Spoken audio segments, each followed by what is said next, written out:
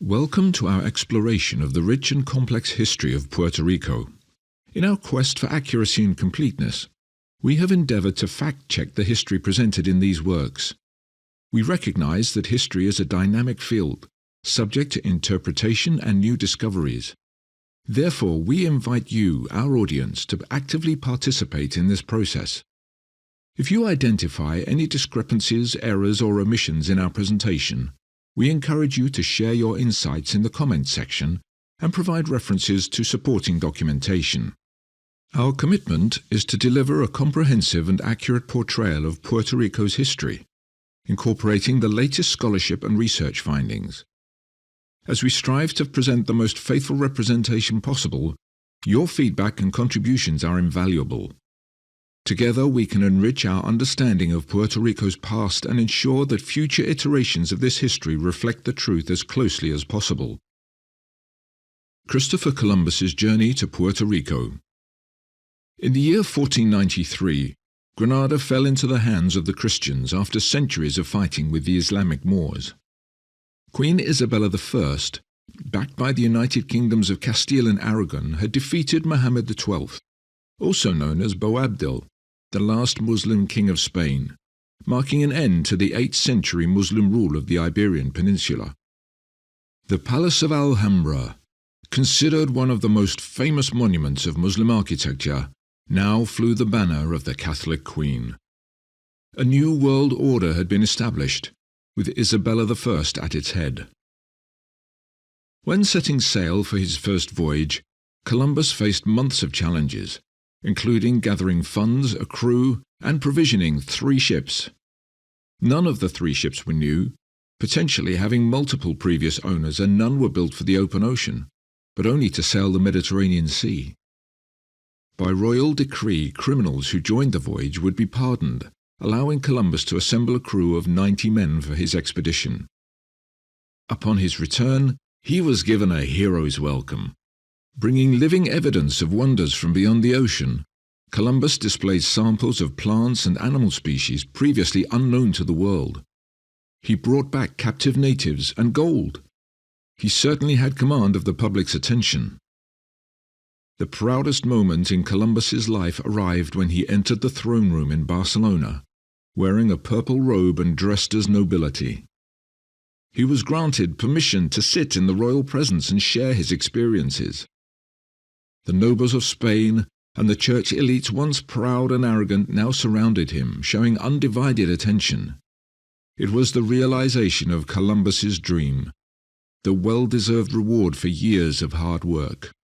After meeting with the king and queen, news of his discoveries spread like wildfire, sparking universal enthusiasm. Then came the announcement of the second expedition, this time with considerably more resources, including 17 ships. Many prisoners were pardoned for their crimes so they could do the hard labor aboard the ships. Columbus's home was surrounded by eager nobles seeking positions aboard the expedition, so they could share in the expected glory and wealth. With the war against the Muslims still a recent memory, Granada had numerous knights with no occupation and ready for adventure. Monks and priests were no different. With their goals accomplished in Spain, they were motivated by religious zeal to convert unknown realms to Christianity. And those with royal connections saw an opportunity to establish lucrative positions for themselves in the new territories. There were many mariners, servants, attendants and craftsmen as well who joined the expedition, ready for what lay ahead. Whereas 1 year earlier Columbus had struggled to gather 90 people, now he was able to gather over 1,500 companions for the voyage, including individuals of high status. There were no issues with raising funds for the second voyage. The Spanish crown seized numerous Jewish and Muslim properties on the Iberian Peninsula, while also imposing new taxes. The Queen made sure that all the ships were fully equipped, including top-notch Andalusian horses, body armor, known as a cuirass, weapons such as lances, swords and muskets, also essential supplies like seed grains, rice, sugarcane and livestock, and not to forget giant Mastiff guard dogs. In order to prevent territorial wars between European kingdoms in the New World, Pope Alexander VI further helped the cause. On May 4th, 1493, a few months before the second expedition, he drew a line on the world map, stretching from the North Pole to the South Pole. He decided that all unknown lands to the west would belong to Spain, and those to the east would be claimed by Portugal, thus dividing the world between the two superpowers of the time. At last, on September 25th, 1493, in the presence of cheering crowds, 17 fully loaded ships sailed from Cadiz. Columbus, the son of a Genoese wool-carder, was now the admiral of the Indian seas and viceroy of all undiscovered lands. He was among the most admired men in Europe, envied even by nobles. He began his second journey with two important goals: wealth and power. Most people aboard the second expedition weren't accustomed to the sea, and they were fortunate to enjoy good weather and favourable winds for the first month underway, until October the 26th, when a tropical storm hit. But that too did not hinder progress for too long. After a few days the bad weather lifted and the fleet beheld a miracle. A magnificent island emerged out of the blue, stunning everyone. Many known personalities were present to witness this spectacle, including famous warriors, priests, knights, private investors, and the Queen's servants. Also present were Diego Columbus, the admiral's son, and Juan Ponce from Santervas de Campos, who had served in the Moorish War and joined Columbus to seek fortune in the Western Hemisphere. And fortune was now in sight. The island they stumbled upon was part of a larger chain of islands, called the Antilles. These islands are in a variety of sizes, with the Windward Islands in the south and the Leeward Islands in the north. The admiral shaped his course in the same direction, briefly stopping at some islands to gather information. The fleet physician, Chanca, sent a detailed description to the Municipal Corporation of Sevilla.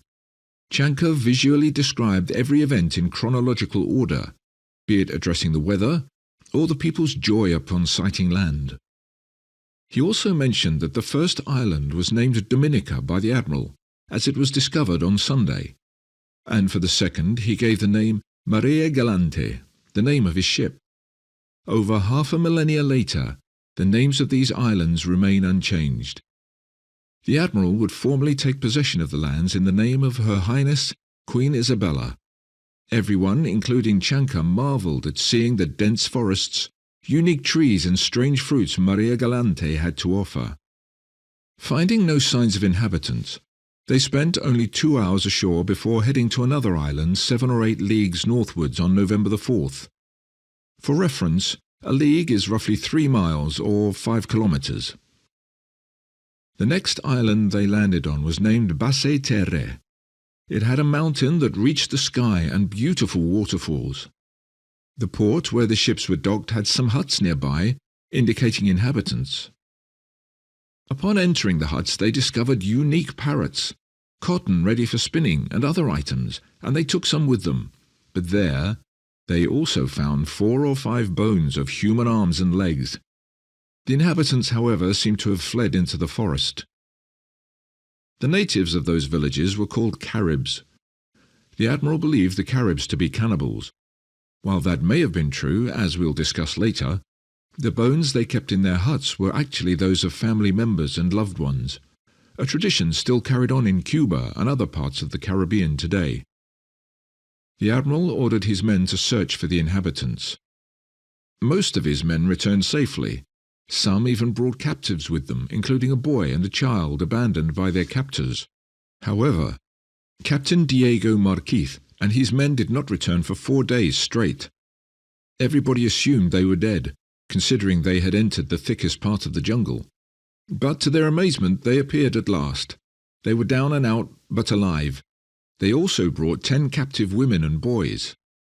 In the course of the next few days, a handful of captive native people, slaves of the Caribs, came running towards them, but there was no sign of the Caribs. Many more huts continued to be searched, and an infinite quantity of human bones and skulls were seen hanging on the walls. The captives revealed that the local natives named the first island Keri or Kiri, and the one they were on was Sibukiera. they spoke of an undiscovered third island named Ai. The admiral eventually gave Sibuquera the name Guadalupe. On November the 10th, anchors were lifted, and by noon the next day the fleet had reached an island soon to be named Santa Maria de Montserrat. According to a captive native woman on board, the Caribs had depopulated and left the island uninhabited. The fleet moved on and reached another island where they stayed for one night. On November the 13th, they discovered La Antigua and subsequently proceeded northwest to San Martin. The admiral's ultimate aim was to reach La Española, the modern-day island of Hispaniola, home to Dominican Republic and Haiti. A small skirmish, however, was around the corner. Upon approaching another island, Columbus sent 25 of his men to check the island and see if it was inhabited. While they were away, a canoe approached the ships with 4 men, 2 women and a boy. The natives were stunned by what they saw and did not move until the small boat of Spaniards returned with 4 kidnapped native women and 3 children. Seeing their people captive, the natives attacked the small Spanish boat. As a result, a native person was killed and a couple of Spaniards were injured. The journey, however, continued, and eventually arrived at a group of islands that were completely uninhabited and had no cover of vegetation, as reported by Columbus's men on November the 15th, 1493. These would become known as the Virgin Islands. They were given the name the 11,000 Virgins by Columbus. As mentioned earlier, the admiral's ultimate goal was to reach Hispaniola, which he did on November the 25th, arriving at the port of Navidad. He had left men there during his first voyage and was anticipating a well-fortified village. But what he saw shocked him. It was burned to the ground with nobody in the vicinity. On November 19th, 1493, prior to reaching La Hispaniola, the ships arrived on the shores of an island called Boriken, the land of the brave lord by its local natives, the Taino. Columbus would give this island the name San Juan Bautista, modern-day Puerto Rico. They first landed where the Rio Colibrinas flows into the ocean in Aguada on the west side of Puerto Rico. They stayed only 3 to 4 days to gather fresh water, then departed either on the 22nd or 23rd of November. Columbus would not return until his third voyage in 1498. Between 1493 to 1500 there were several rebellions in Hispaniola, led by convicts who had been set free from prisons in Spain to crew Columbus's expeditions. They were promised prosperity and wealth, but what they encountered was scarcity, hardship and illness. To support his fledgling colony, Columbus enslaved the natives and imposed a tribute to be paid by all those who remained free. Under these circumstances, Columbus mostly forgot about the island of Boriken. In 1506, Columbus would die of natural causes. The lack of interest in the island of Boriken created an opportunity for Juan Ponce de Leon. He was a seasoned explorer who had accompanied Columbus on his second voyage as a gentleman volunteer at the mere age of 19, and by 28 was serving as a lieutenant under Governor Nicolas de Ovando. Ponce also had a friendly relationship with King Ferdinand, who had taken command of Spain after his wife, Queen Isabella I, died in 1504. The native population of the Caribbean islands was aware of the Spanish invaders and worked to repel them. Ponce tactically handled all engagements with the indigenous people of Boriken. This caught the attention of the island's governor, Ovando. Recognizing Ponce's capabilities, Ovando appointed him as a lieutenant under Juan Esquivel, who was tasked with settling the province of Higüey. Esquivel's departure for the conquest of Jamaica provided Ponce with an opportunity for advancement, and he rose to the rank of captain. It was during his time in the Higüey province that Ponce learned of potential riches on the yet mostly unexplored island from native Boriken people. The Taino showed Ponce guanin, a type of golden ornament worn by the local chiefs or cacique and new Taino or nobles. This drew Ponce's attention. Guanin was a particular mix of gold, silver and copper that the Taino valued more highly than pure gold. The guanin was passed down by generations, and this heritage gave it value. The allure of gold sparked Ponce's ambition, and he promptly equipped a caravel or small ship for exploration in 1508. His starting place was in Aguada, the same place he had visited 15 years earlier with Christopher Columbus. The local Taino were quite hospitable when receiving Ponce. This might have to do with the fact that they were aware of the Spanish and how violent they could be. Cacique Guaybana's mother had warned of the Spanish's violence and advised her son to be hospitable towards them. The cacique's mother had heard from Taino who had fled La Española. The Spanish armour seemed impenetrable to the Taino spears and arrows. The Taino were unsure the Spanish were even mortal. Ponce and his crew were warmly received, feasted and immersed in the indigenous culture. Ponce even entered into a symbolic marriage with the cacique Guaybana's sister, further solidifying the newfound friendship. The cacique and Ponce exchanged names so that for a night Ponce became Guaybana and Guaybana became Ponce.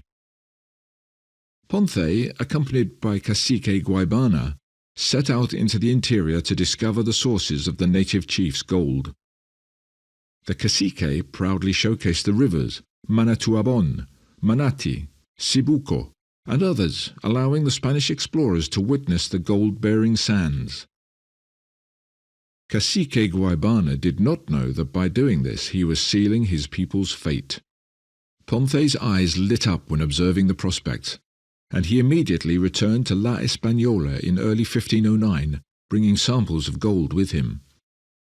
Some of his companions remained behind to construct and establish Caparra, the earliest Spanish settlement on the island of San Juan Bautista. By August, Ponce was back in San Juan and had been appointed interim governor of the island. He wrote a letter to the king soon after his arrival describing the situation. In November 1509, the king responded to his letter, urging him to diligently search for gold in San Juan, extract as much as possible, and promptly send it after smelting in La Española. Ponce's return coincided with the arrival of Diego Columbus, Christopher Columbus's son, who took over the roles of viceroy and admiral from his father. The men were on bad terms, because in 1499 Ponce had joined forces with a man named Francisco Roldan in his rebellion against the Columbus brothers' rule of La Española. With Ponce de Leon's support, Roldan was able to seize control of parts of the colony and withstand attacks from Columbus's forces for several months. In 1500, the rebellion ended when the Columbus brothers were forced to negotiate a compromise allowing Roldan and his supporters, including Ponce de Leon, to receive pardons and to keep their properties in Española. King Ferdinand had close affection for Ponce, as evidenced in their communications. In September 1509, the king instructed Diego Columbus to cooperate with Ponce and urged him to settle San Juan.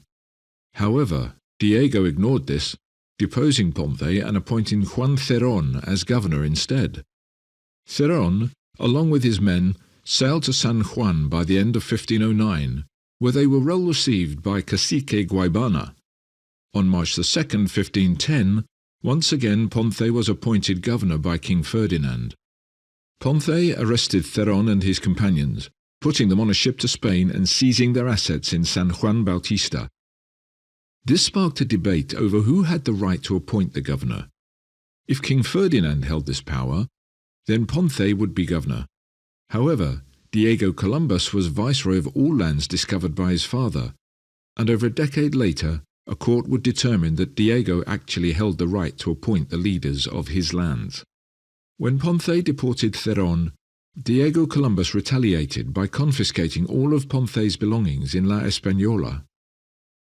King Ferdinand learned about these developments late in September 1510.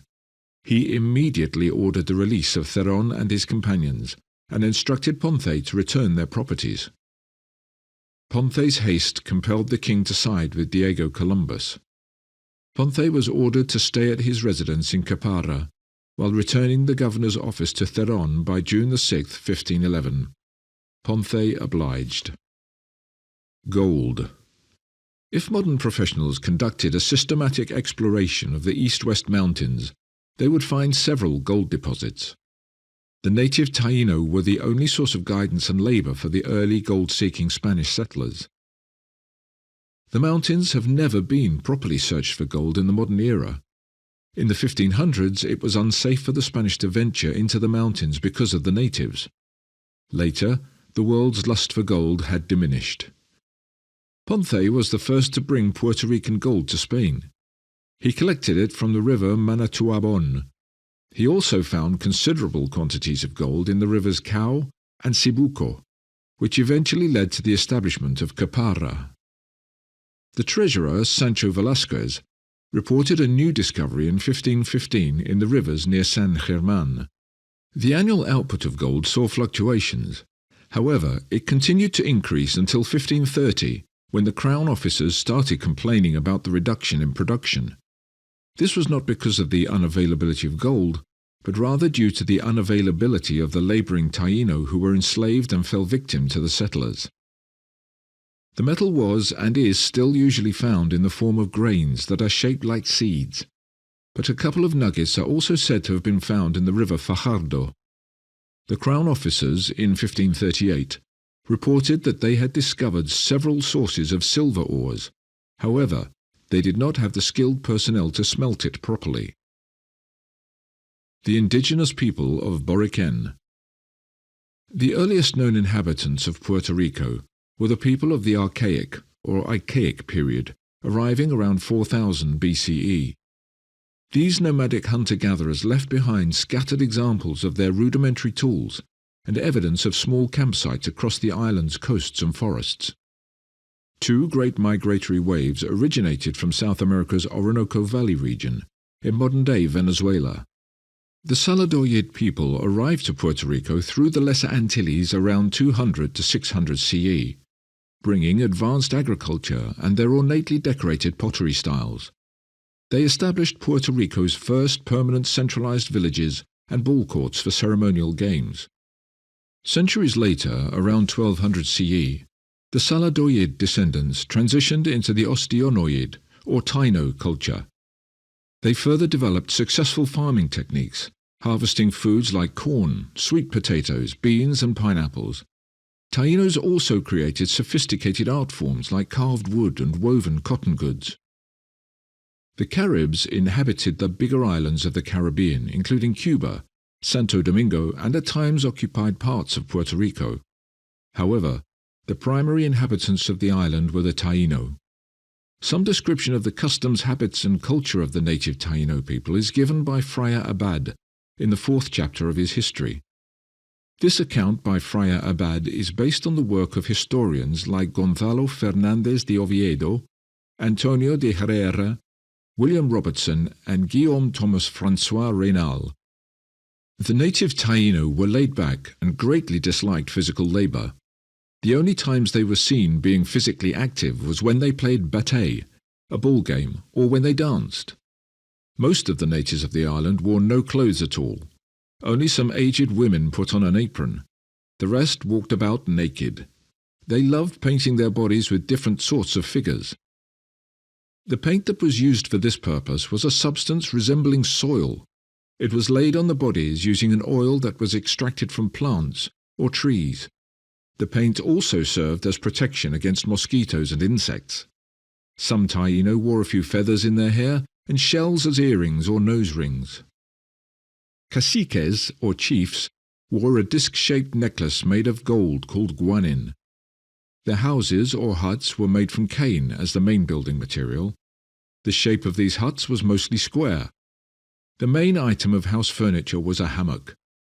The word hammock originates from the Taino language and was originally spelled hamaca by the Spanish. It was made with the bark of a tree called imejagua. The earliest evidence of hammock-style beds was found in New Mexico and Indonesia, each older than 1000 BC. The traditional Taino game of bate held a central significance within their culture, serving as both a friendly pastime and a means to cultivate strength and agility among the men in the community. Similar to hacky sack, the objective was to keep a heavy ball weighing around 2 kilograms and measuring 20 centimeters in diameter aloft, without it touching the ground, using any part of the body except the hands. These balls were crafted from materials like stone wrapped in woven reeds, or a blend of natural rubber and tree saps.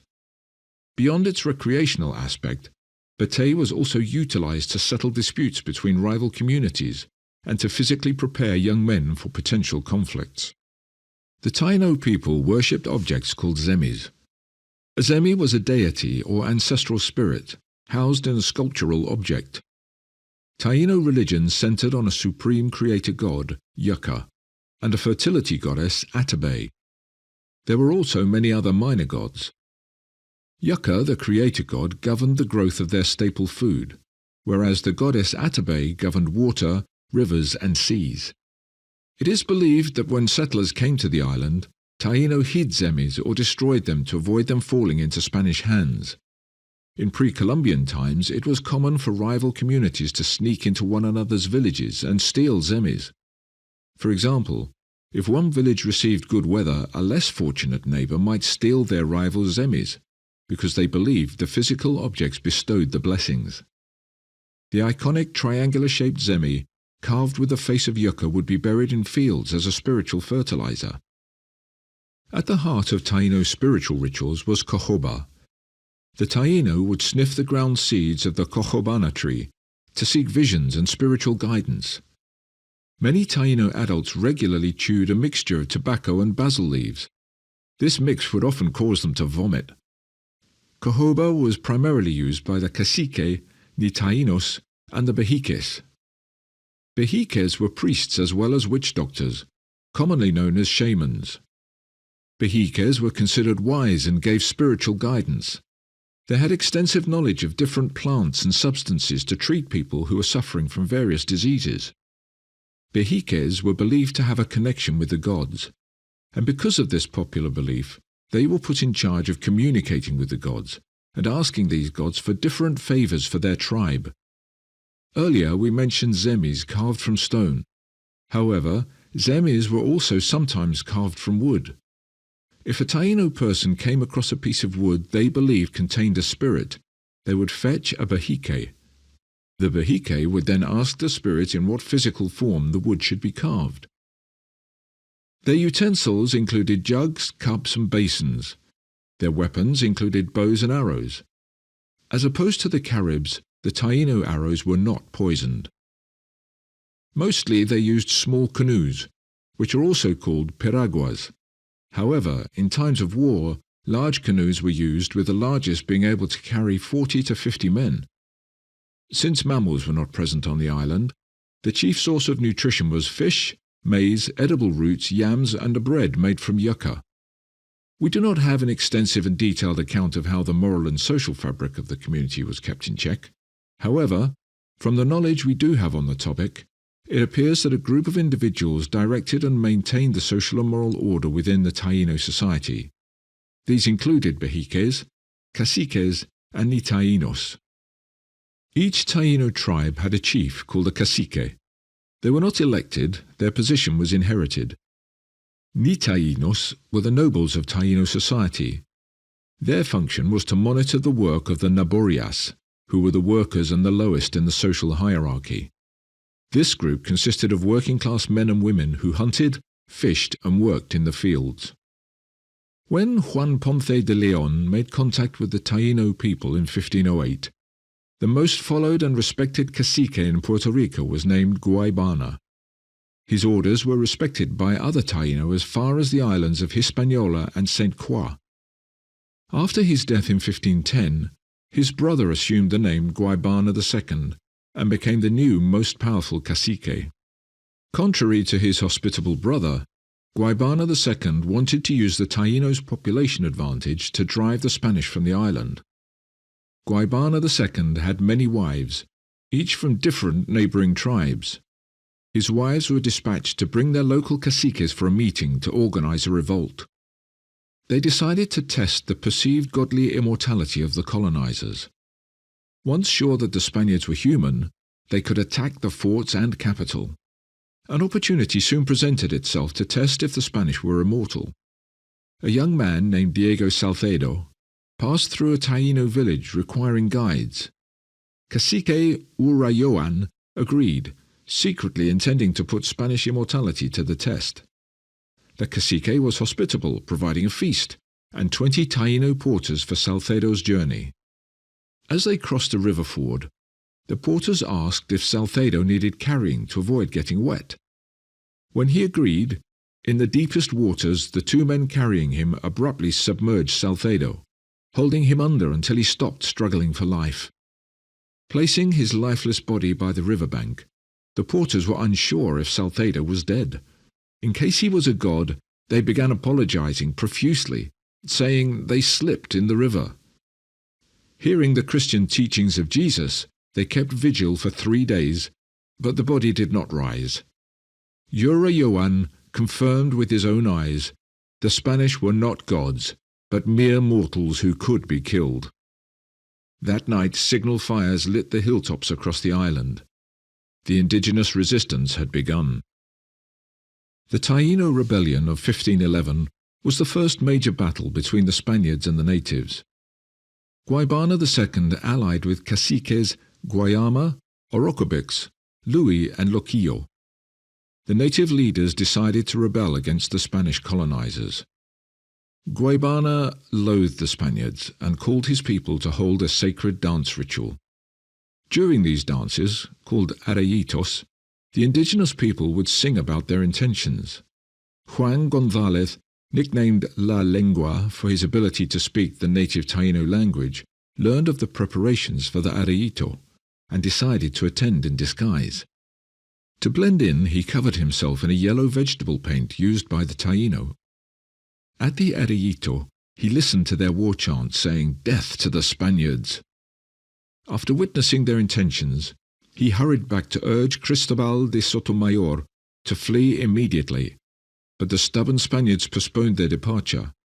Guaybana's sister, who was friendly with Sotomayor, also urged him to leave immediately, without success. The next morning the group of Spaniards departed for Caparra. The Taino, led by cacique Guaybana, gave chase. First the Taino caught up to Juan González, taking his sword and slashing him with it. Leaving him for dead, they caught up to the rest of Sotomayor's group and slaughtered them with heavy clubs. González had climbed a tree, escaping the massacre. Under night cover, the critically wounded González trekked to raise the alarm at Caparra about Sotomayor's death. Juan Ponce de Leon dispatched forces to retaliate, but all they found was Sotomayor's body, disrespectfully half-buried. The Spanish erected a monument over his grave before marching on to battle with Guaybana, escalating the bitter colonial conflict. Although the Tainos had a numerical advantage, the Spaniards had armor and superior weapons. Led by Ponce de Leon, the Spanish were victorious in most clashes. Ponce requested that a brigantine ship be built and brought from Hispaniola to counteract Carib canoes that were entering into San Juan. This was the first mention of foreign natives becoming involved in the conflict. The Taino offensive frustrated the monarchy in Spain. Therefore, Miguel Díaz and Juan Cerón were ordered to rebuild a destroyed settlement at Añasco, from which they would carry out the mining of gold and resources from the Otoeo. The next years, a series of horseback incursions were led by Díaz and Cerón, who destroyed the villages of many ruling caciques and took as many slaves as possible. In May 1512, Cerón ordered incursions into the lands of Orocobex. On June 10, 1512, they entered into the lands of cacique Guayama. The Spanish also breached the domain of Guaybana II. Cosiguex, Abe and Yauco were targeted by the conquistadors in 1513. The Taínos started using guerrilla tactics, and a counter-offensive was launched from a base in Daguao. The inhospitable terrain of Daguao complicated incursions by the conquistadores. 8 belligerent caciques led a force of around 350 men from their alliance and burned down Caparra, the Spanish capital on the island. 18 Spaniards were killed, and the Taino took with them around 4,500 pesos worth of gold. The remaining settlers fled into Ponce de Leon's residence, which was one of the few stone buildings. Retaliatory attacks were ordered by Diego Columbus following the burning of Caparra, and 23 incursions were carried out by the local Spanish settlers.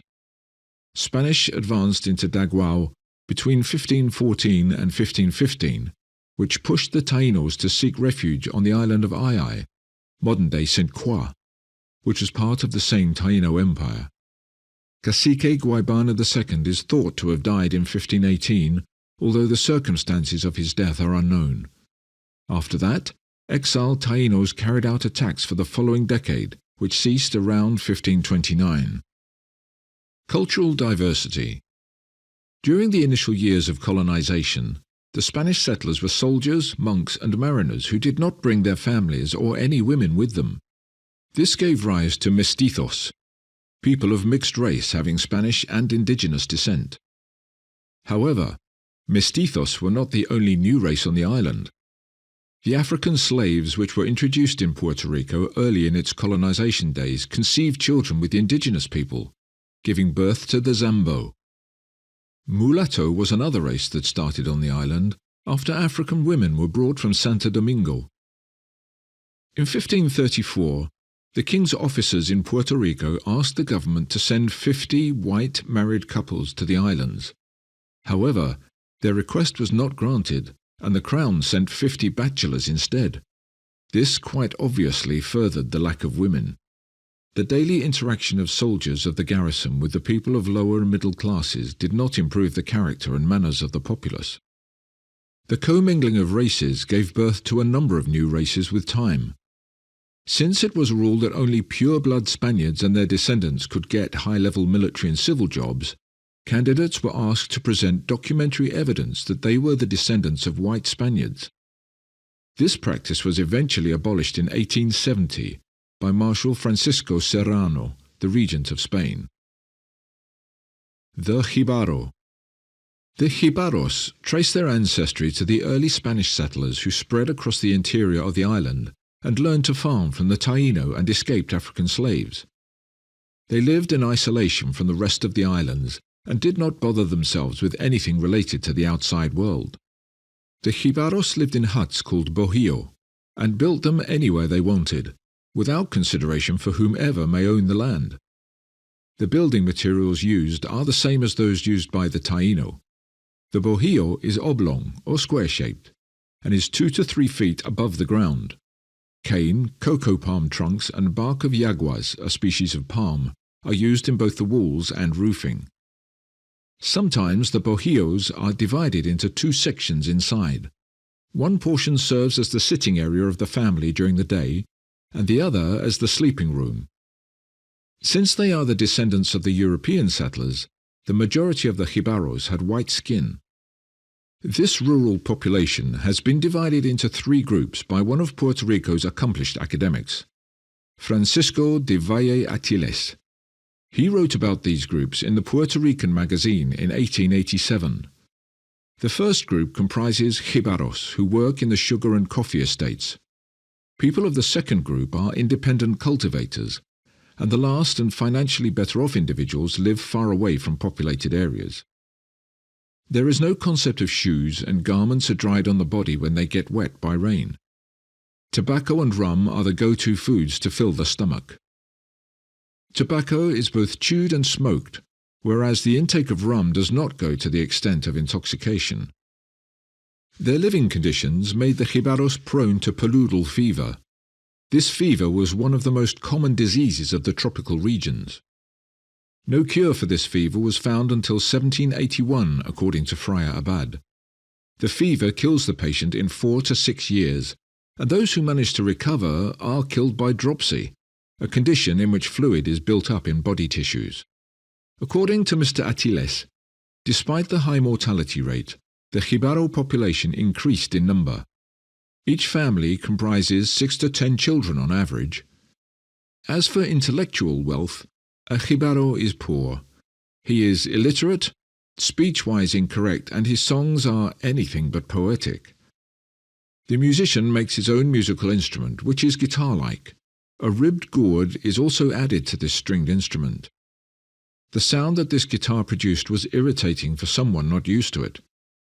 They practice a religion that is Catholicism mixed with fetishism, a belief that objects possess supernatural powers.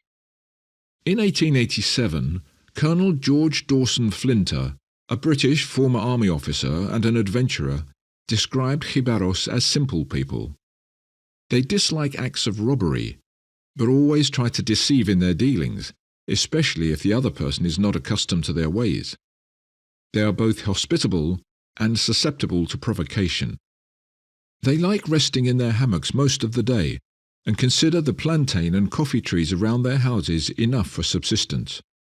If they have a horse and a cow to go with them, then they are the happiest. They are unlike the people of northern regions who often feel remorse over unachieved ambitions or daily needs. African slavery. Enslaved Africans were brought to Puerto Rico as soon as it was colonized, starting in 1502. King Ferdinand, the King of Spain, in 1511 ordered that only the rebellious natives be kept as slaves. However, this order was short-lived and was rescinded the following year. The slave trade was a routine matter for the Spanish people.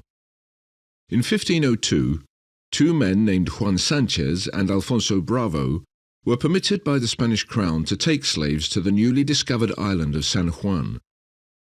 This was the first time the Caribbean island saw African slaves. Former Governor Nicolas de Ovando protested the importation of African slaves, but not on moral grounds. The reason he stated was that African slaves were escaping to the mountains and forests, where they allied with the rebellious natives. Special permission was required to bring African slaves on the island. However, generally permission was granted as long as the owner paid the government 2 ducats per slave. A ducat has the modern equivalent value of around $250. Francisco Jiménez de Cisneros, the Cardinal of Spain, prohibited the export of slaves from Spain in the year 1516. However, Father Bartolomé de las Casas, a Spanish writer, activist and clergyman, proposed that African slaves were a necessity in Puerto Rico. The same was believed by the Jerome Fathers, who effectively governed the Antilles in 1518. They requested royal permission to send ships to the African coast for slaves. The request was not granted. However, in 1528, the Velsa family were given permission to bring 4,000 slaves into the Caribbean islands. The Velsas were a German family who had made a fortune as bankers, then opened mining operations in Hispaniola and Puerto Rico. The island of San Juan did not have many African slaves. The local authorities asked the king's permission to allow, free of duty, 2 slaves per settler. Although the permission was granted, the settlers started abusing this privilege and selling their permits. A new order saw only authorized traffickers bring slaves to the island. This allowed the selected traffickers to raise the price of slaves from $20 to $30 Castilian dollars to $60 or $70 Castilian dollars per slave. Seeing the high price of slaves, the officers of the crown in Puerto Rico protested and requested permission to allow 10 to 12 slaves per settler at the previously imposed tax rate of 2 ducats per head. This was the year 1533, and a new deposit of gold had been found. This discovery led to the colonists buying slaves from authorized traders on credit at very high rates. However, no other substantial gold deposits were discovered. When the colonists could not repay their loans used to purchase slaves, they were imprisoned. Some settlers fled to the mountains to avoid prison. Philip II, King of Spain, ordered the reduction of the prices of slaves in the Caribbean. This caused even fewer slaves to be imported to Puerto Rico by the German monopolists who preferred to sell all their slaves in Mexico and Peru at the prevailing higher prices. However, around 1,500 African slaves came to Puerto Rico during the 1550s, and this number does not include those who were smuggled to the island illegally. Eventually, economics forced King Philip to revoke his price fixing. During the 17th century, Genoese, Portuguese, Dutch, French and Spanish companies got contracts for the slave trade in the Caribbean islands. This permission was profitable on 2 fronts: the high prices charged for the slaves and the illegal smuggling of merchandise in the guise of slave traffic. The slave traffic further increased in the 18th century. This was because the King of Spain in the first half of the 1700s, Philip V, allowed England to introduce 140,000 slaves in Spanish colonies across 30 years. The 19th century saw voices rising in favor of emancipation. This resulted in Great Britain abolishing slave trafficking in 1833 and the emancipation of more than 12 million slaves. £20 million were paid to compensate former slave owners for their loss of property. This amounts to almost $3 billion in today's value. In 1817, Spain also agreed to abolish the slave trade by 1820. However, slaves in Puerto Rico were not emancipated until 1873. The Caribs. The indigenous people of the Caribbean islands were referred to by the early explorers and colonists as Caribs. Their origin is a mystery that is still unsolved. Their customs and social institutions did not receive a favorable opinion in the writings of Jesuit missionaries. Initially, the widely accepted theory was that 4 races inhabited the Caribbean islands at the time of discovery. One of these, the Guanayes, were thought to have migrated from Florida through Cuba.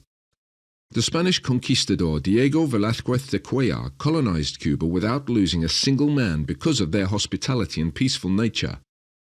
The prevailing modern theory is that all cultures in the Antilles were the result of several waves of immigration from the Orinoco Valley in Venezuela, not Florida. The work of Mr. Arcetides Rojas, a Venezuelan historian in 1874, supports the theory that the Caribs originated from South America. Another similar theory considers the Caribs to be an offshoot of Paraguay's Guaranis. Others consider them to be descendants of Galibis, the native inhabitants of Guyana. The Caribs were constantly expanding and invaded all the Lesser Antilles, killing or assimilating all other cultures. Had it not been for the arrival of the Spanish, the Caribs would likely have conquered all of the Antilles. The question of whether the Caribs were cannibals has raised contentions. However, there are several eyewitness accounts, including Friar Ramon Pane, who was one of Columbus's crew members on the first voyage. Pane documented the Caribs capturing, killing and eating Spanish sailors shipwrecked on Carib islands. Peter Marta de Anguera, an Italian historian, took testimonies in 1516 from Spanish colonists. They reported seeing cannibalism, including eating the bodies of infants killed in tribal warfare. Sir Walter Raleigh, the English explorer, witnessed Carib cannibalism firsthand, describing their methods of killing, dismembering and roasting the bodies of prisoners of war. Father Pierre Pelleprat, a French missionary, lived among the Caribs in 1655 and documented their cannibalism in graphic detail. When not at war, they were a peace-loving and honest race. An interesting fact is that they used the same word for thief as their word for the Spanish settlers. They had to create a new word for theft because it did not exist in their culture. Due to the lack of gold on the Carib islands, the Spanish had fewer confrontations with Caribs than with the Taino. The last members of the Carib race resided on St. Vincent in 1795 until the French colonized that island. After that, the remaining Caribs assimilated with the Europeans. Founding cities. Gold was the main prerequisite for a Spanish settlement in the 16th century. 3 other criteria had to be built: a fort to defend the settlers from the natives, a church for divine blessing, and a smelting house to separate the king's share of the gold. Juan Ponce de Leon was among the first to settle on the island. In 1508 he founded the first settlement in Puerto Rico called Caparra. Upon hearing of gold, King Ferdinand made Ponce interim governor. Ponce returned to Caparra with his family, built a fort, and the smelting of gold began in October 1510. Juan Cerrón, after his reinstatement as governor, requested the capital to be relocated near the port, citing the unhealthy living conditions in Caparra. Despite Ponce's opposition, the request was granted in 1519, giving birth to the current capital of Puerto Rico in 1521. Today we call this site Old San Juan. The next 2 settlements were established in Guanica and Aguada, but in the 1511 uprising the natives destroyed the latter of the 2, known as Sotomayor. Diego Columbus, son of Christopher Columbus, proposed to rebuild the destroyed settlement under the new name San Germán. After the king's approval, San Germán was built in the Bay of Guayanilla. Due to its strategic location, it enjoyed comparative prosperity as compared to other settlements. This prosperity attracted repeated attacks and plundering by the French. It sustained these attacks for 43 years. However, it became permanently destroyed in 1554 by French troops. The two settlements, San Juan and San Germán, housed 35 citizens each in 1515, and this number rose in the following years. Everything seemed to be going well until 1529, when gold production started to diminish. Over the course of the next 5 years, the gold production decreased rapidly, and the island fell into a deplorable condition. Winds, storms, and endemics made things even worse, leaving the capital depopulated as people either died or emigrated to Mexico or Peru. New settlements did not appear on the island until the mid-18th century. 18 new towns and 4,559 soldiers were present on the island in 1759. The oldest of these settlements is La Aguada, the same place where Columbus landed in 1493. Another settlement called Loiza was established in 1514 by a group of Spanish settlers who brought in labourers from India. Another such settlement is Arecibo, which Felipe de Beaumont founded in 1616 and is located next to the Arecibo River. Governor Bravo de Rivero gave land near the Fajardo River to a group of soldiers, which led to the establishment of the settlement of Fajardo. Most of these settlements got their current names between 1759 and 1774. The decline of Spain's influence. Modern-day Old San Juan City was in the early 16th century called the Ciudad de Puerto Rico, on the island of San Juan. It was a turbulent mix of Spanish settlers, political factions and power struggles. During a rebellion on the island of Hispaniola in 1515, a significant number of indigenous people rose up against the Spanish settlers. The indigenous population, facing oppression and mistreatment by the Spanish colonizers, staged a violent revolt. The rebellion led to casualties on both sides, with estimates suggesting that around 80 to 100 Spaniards lost their lives during the uprising. Ponce led a powerful political and military faction, while Theron had their own supporters, all at odds with the distribution of indigenous labour. The king himself had concerns. Governor Theron and Lieutenant Governor Diaz were accused of owing 100,000 Castellanos for natives taken without proper authority. This is the modern equivalent of 75 million US dollars. The island was a breeding ground for discord, which was described at the time as vile broods of pardoned criminals. In 1521, a vote had been taken and determined that the capital would be relocated from Caparra to the nearby port called Puerto Rico. This sparked further dissent among the settlers. Sects of Catholic friars had amassed the island's largest fortunes and land ownership. During the island's contested leadership, the Jerome friars took over governance, and a Bishop Manso, armed with inquisitorial powers, proclaimed himself governor. In the 16th century, San Juan was a battleground of personal interests, but the new, ever-present danger was from external forces. Pirates began preying on the Antilles and targeting Spanish possessions, fueled by Spain's involvement in European conflicts. Starting in 1506, Charles V from the House of Habsburg began accumulating countries under his rule. Upon the death of King Ferdinand in 1516, Charles V became King of Spain, and 3 years later became the Holy Roman Emperor.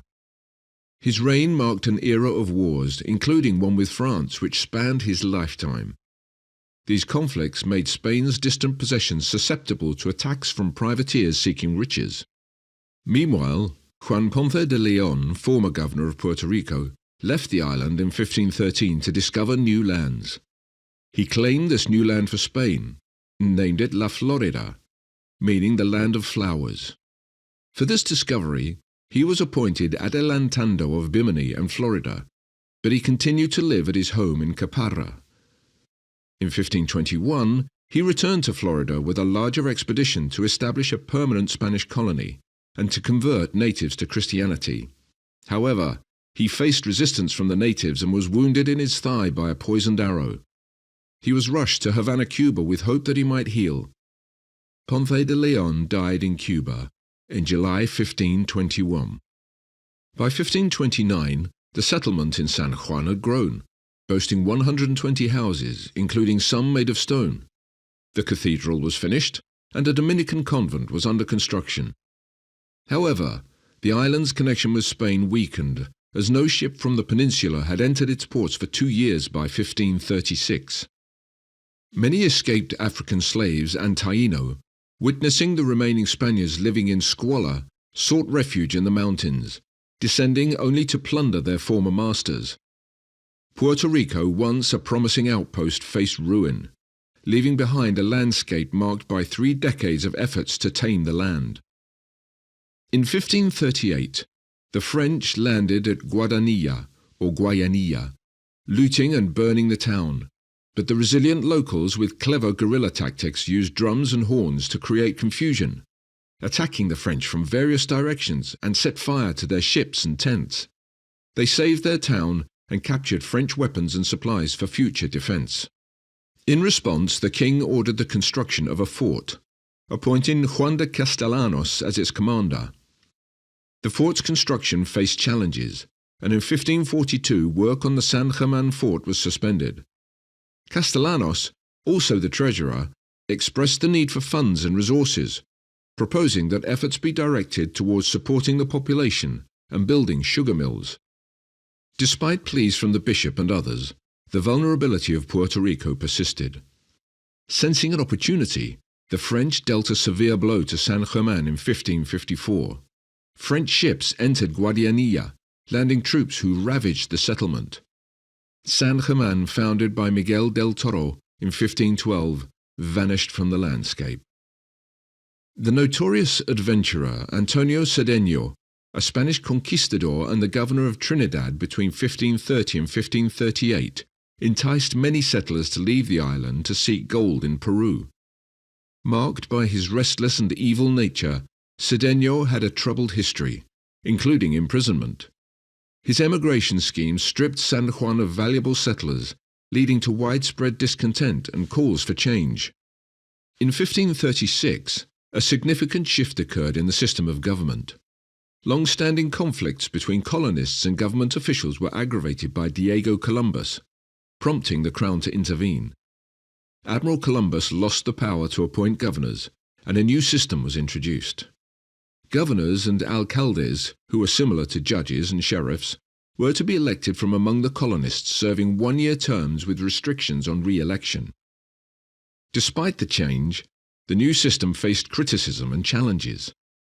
The system of electing governors among residents was abolished in 1544, and the Crown resumed its authority of appointing leaders. However, subsequent governors faced resistance, illustrating the ongoing tensions. A law enacted in 1542, making pastures public property, further fueled discord. Violence erupted between landless individuals and landowners.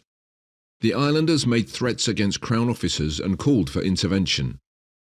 In 1544, the Crown appointed Geronimo Lebrón as governor, and subsequent years witnessed a vacillation between appointed governors and elected alcaldes. The island was consumed by attacks from the French and from internal strife. By 1553, trade had ceased due to a fear of pirates. Governor Vallejo reported the island was in ruins, emphasizing the impact of French attacks and the population's precarious living conditions. The sugar industry provided some relief, but challenges continued.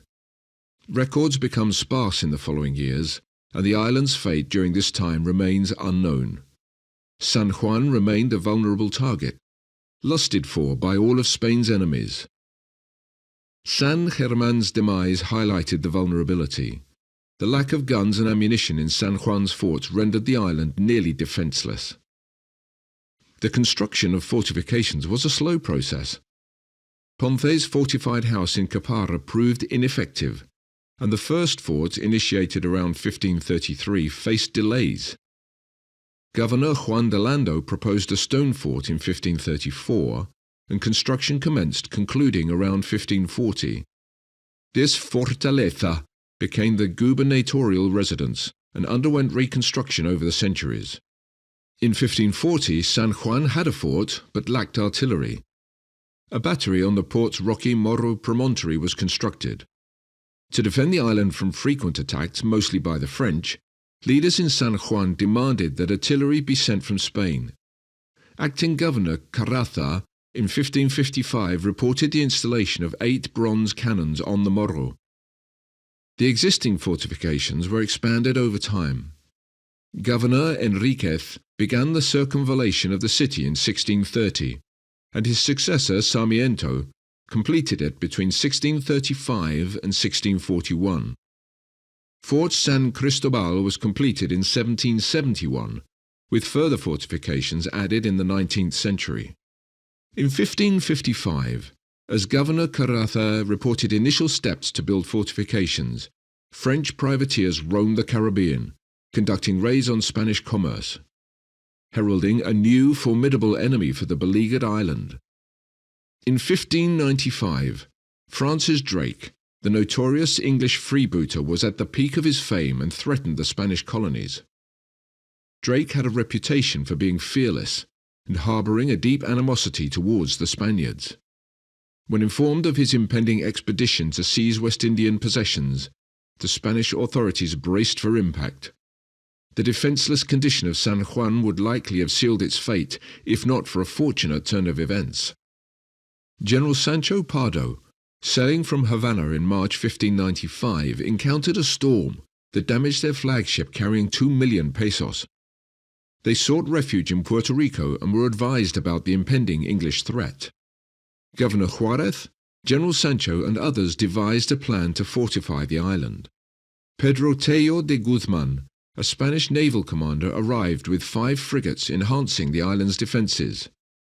As the English fleet approached, led by Drake and Admiral John Hawkins, Puerto Rico was prepared.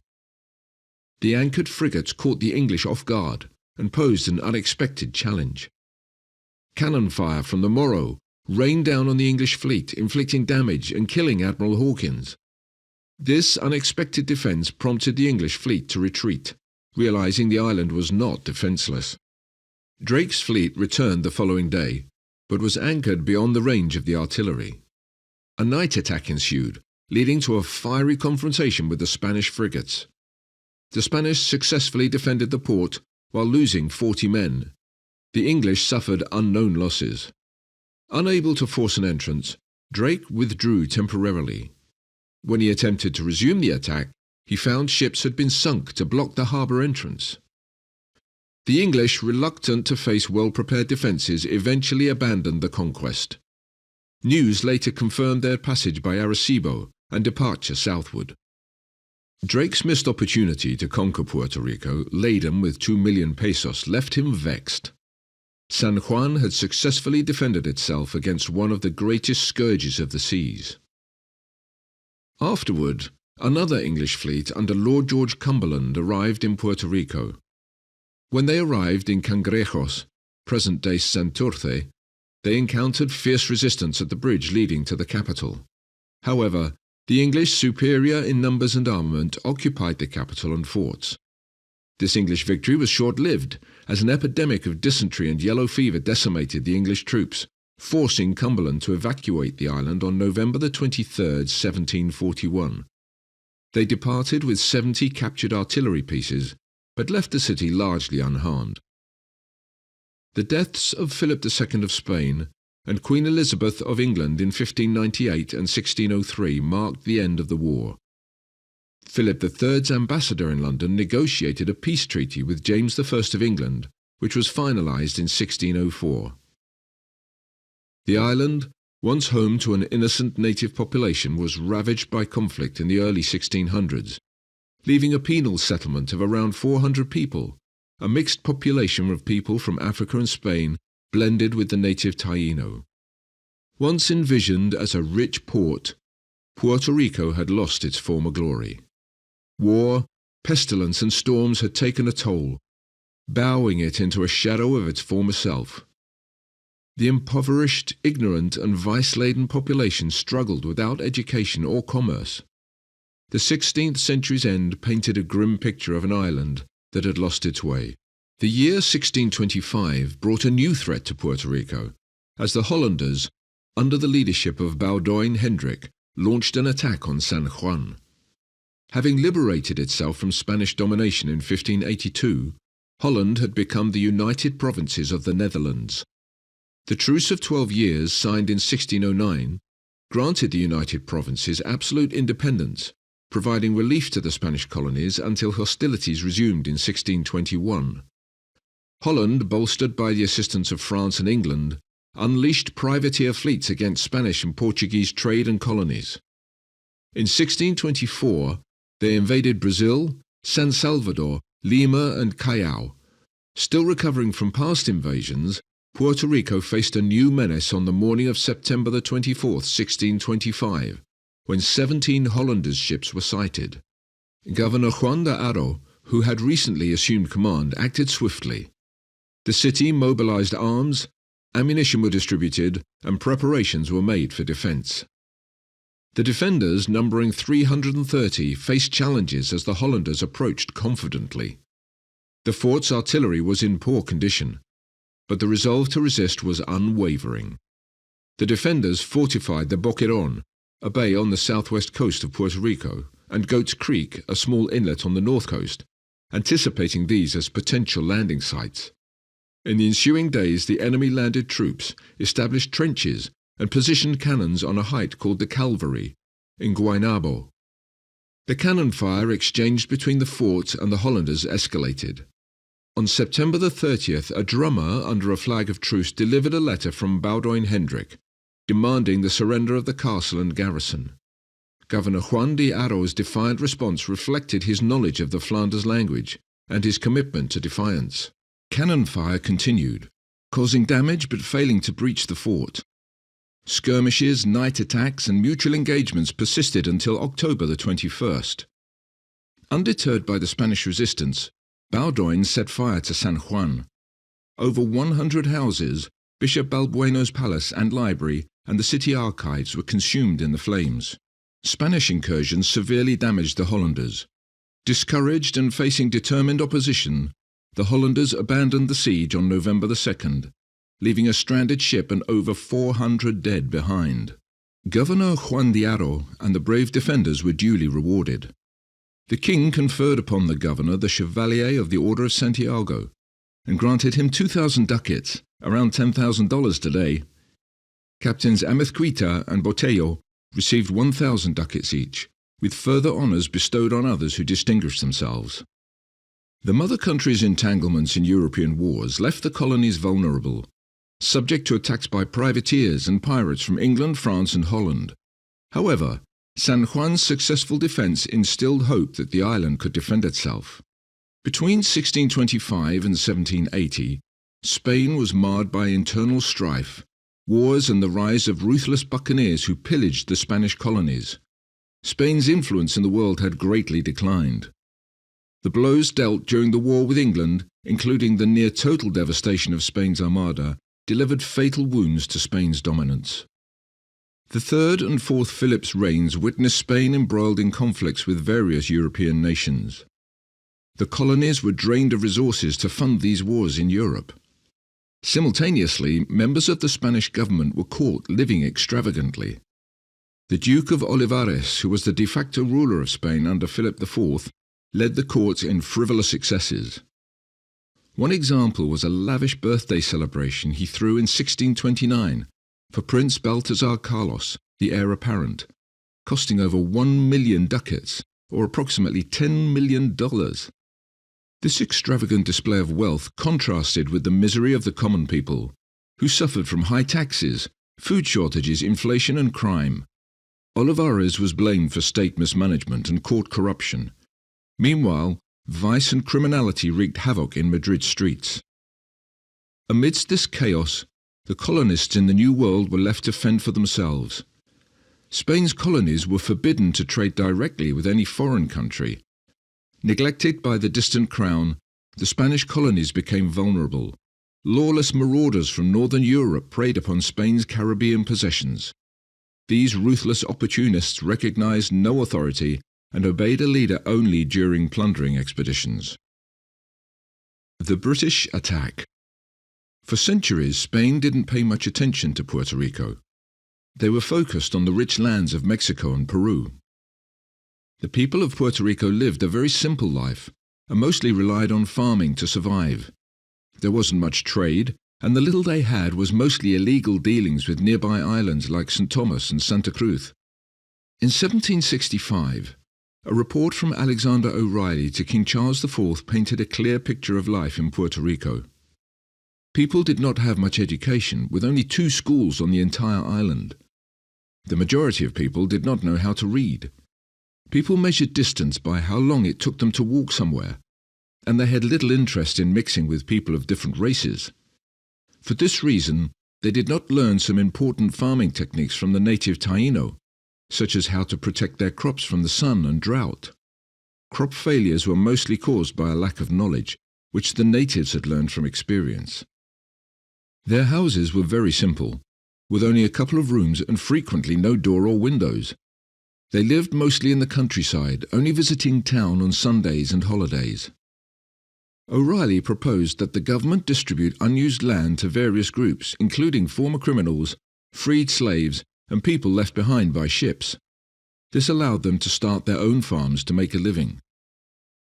Despite the island's fertile soil, people grew only what they needed, such as bananas, maize, and beans. They also fished. They did not have much furniture, usually only a hammock and a cooking pot. Their houses were extremely simple and could be built in a day or 2. As the 1700s came to an end and the 1800s began, things in Puerto Rico remained relatively unchanged. The Spanish government was extremely strict, attempting to prevent new ideas, particularly those stemming from the French Revolution. They feared that these ideas would spread to their colonies. The governors of Puerto Rico wielded considerable power, and people were unable to communicate freely. There was no free press, and openly expressing an unpopular opinion could quickly lead to execution. Additionally, the Spanish government demanded from the colonies considerable taxes and soldiers. When the French Revolution began, King Charles IV of Spain was unhappy to see a monarchy falling in France. Spain went to war against the French revolutionaries, and the outcome was not favourable. Concerned for his safety during the French Revolution, Spain's King Charles, in July 1795, signed the Peace of Basilia with France. Spain was forced to ally with France against England. This made Spain vulnerable to attack by the English. Under Napoleon's influence, Spain lost several naval battles and was forced to pay tribute to France. Manuel de Godoy, a Spanish leader who dreamt of being King of Portugal, mistakenly trusted Napoleon and later tried to ally with England. Tensions rose, leading to Spain being occupied by French troops. The English took the island of Trinidad and attempted to conquer Puerto Rico. Caught between France and England, Spain was in a difficult situation. In February 1797, Admiral Henry Harvey of the British Royal Navy led a fleet of 60 ships with an army of 7,000 troops under the command of Sir Ralph Abercrombie. This force arrived at Trinidad and successfully seized control from the Spanish garrison, who offered little resistance. Godoy advised Spanish royals to relocate to Andalusia for safety. Meanwhile, Prince Ferdinand plotted against his father. In 1808, King Charles IV of Spain gave his throne to his son Ferdinand, but in a dramatic twist, Charles reclaimed it, then handed it over to Napoleon. Napoleon then made his brother Joseph the King of Spain.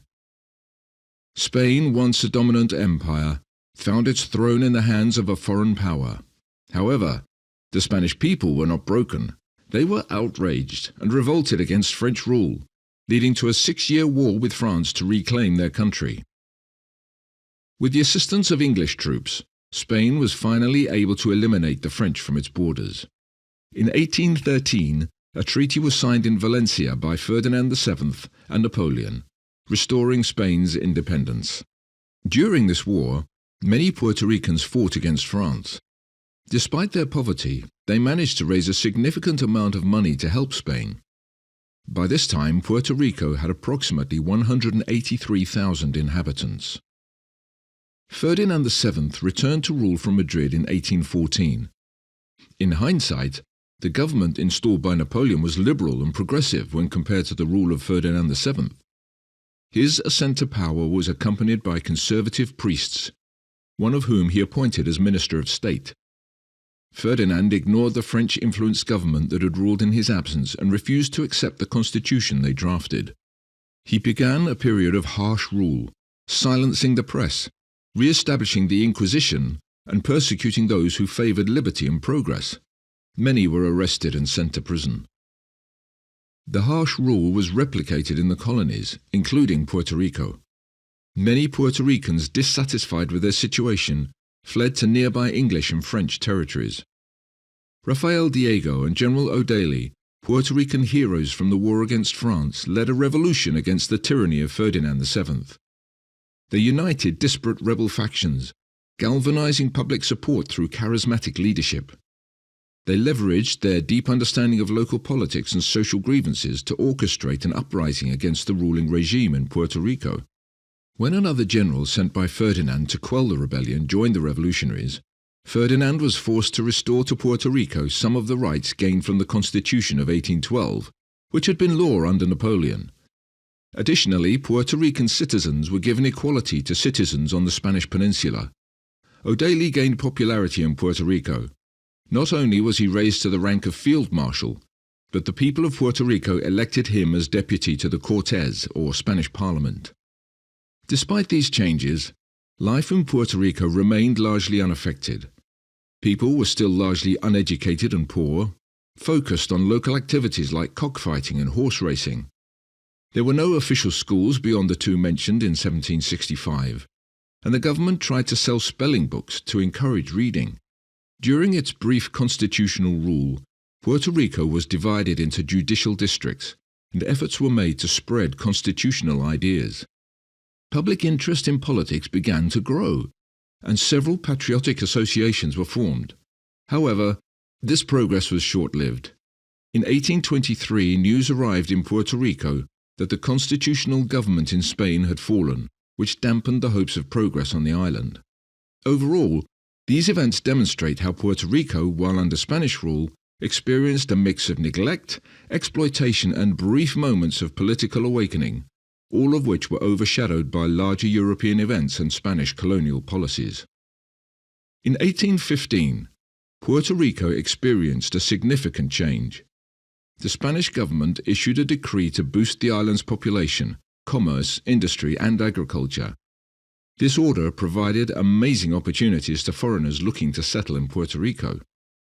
These new settlers were granted the same rights as Spaniards, including free land and no need to pay for legal documents. The amount of land they received depended on the number of slaves they brought. They also received tax breaks, such as no taxes on what they produced or the equipment they brought. Even if there was a war between Spain and their home country, their property was guaranteed to be safe, and they could sell it and leave the island for a small tax. This deal included additional benefits. There were no export taxes for the first 5 years, and if they die without heirs in Puerto Rico, their property could be passed down to family members back home. They were exempt from paying tithes and certain taxes for 15 years. They could trade with Spain and other Spanish countries without incurring any fees during the same time period. These incentives worked well. They brought in foreigners with money and farming expertise. However, in 1820, the revolution going on in Spain affected Puerto Rico. The press, which was previously tightly controlled, became increasingly critical. There were significant efforts to push Puerto Rico toward independence, as with other colonies. In 1823, France sabotaged Spain's constitutional government. This resulted in yet another backlash against progress and freedom. Leaders of the defunct government of Spain were forced to flee to avoid imprisonment or execution. One of them was O'Daly, who after living some time in London, settled in St. Thomas and ended up teaching languages to supplement his earnings. Lieutenant General Miguel de la Torre was appointed as the new governor of Puerto Rico in 1825. He had been given significant power by the king and made good use of it. He cracked down on corruption, resulting in the island's income quickly increasing. The army and public workers began to receive regular pay, and public confidence grew. Puerto Rico made more progress and investment in public works during La Torre's reign from 1827 to 1834 than in the previous 300 years combined. This period of expansion was also aided by the migration of wealthy Venezuelans, Colombians and Dominicans to Puerto Rico and Cuba. They escaped their country's never-ending revolutions and brought new energy to their adopted homes. Similarly, Puerto Rican society was evolving.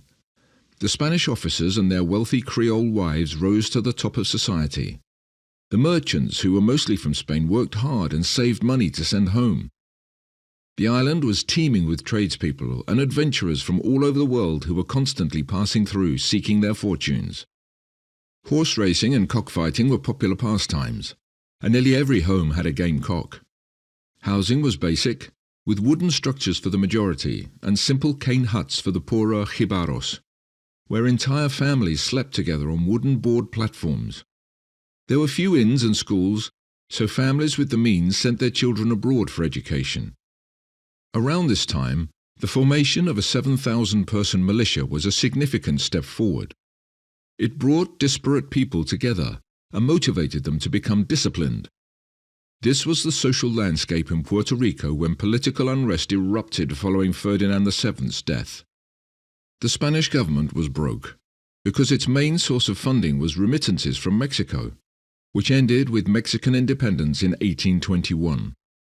Funding to the garrison at Puerto Rico was reduced to half of what it was previously given for its operations, and resources became alarmingly depleted. Due to limited resources, the price of commodities rose on the island. To ensure growth in the agriculture sector, the militia corps of the islands was discontinued, thereby allowing these 7,000 men to return to farming. The end of the 18th century and the start of the 19th century saw several attempts by the British to land on the island and take possession. Aguadilla was tried as a landing location once, in December 1797, and Guayanilla was attacked twice, but all these attempts failed. In June of 1801, when Guayanilla was attacked for the second time, the English soldiers were beaten and chased to the water by locals without military support. The locals did not have any guns with them and relied only on impromptu weapons like lances and machetes. For the first decade of the 19th century, Spanish and French ships were continually on the run from the British Navy. A French frigate was captured by a British privateer in Puerto Rico's port of Salinas in August 1803. The same English privateers also seized 4 Spanish frigates. On the 12th of November 1804, another French ship, this time a privateer, was captured by an English frigate. They rescued one of their British craft as well. 7 British privateering ships were crewed by escaped African slaves from Haiti to target French and Spanish merchant ships in the islands. Puerto Rico's governor at the time, Governor Castro, asked the Spanish central government for resources to defend the island against the unending attacks by the British. At the time he left office, Governor Castro was not taking any salary, and voluntary financial contributions from the public were the only source of funds to operate the territory. His successor, Field Marshal Toribio Montez, inherited an empty treasury.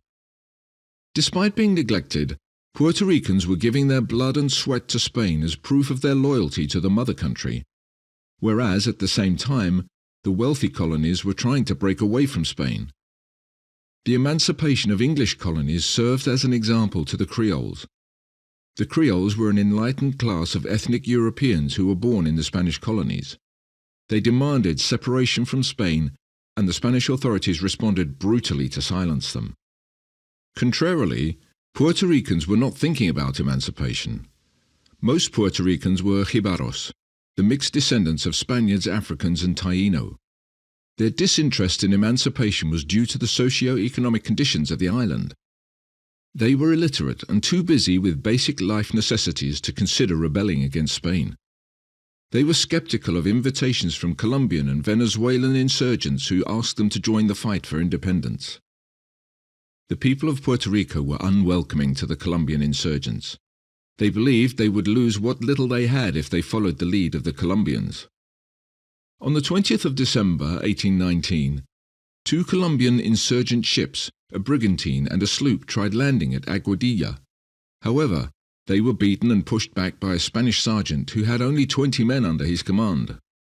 Insurgent ships successfully landed 50 Marines near Point Borinquen, located in Aguadilla, in February 1825. With all landings, their goal was to spark a revolution for independence in Puerto Rico.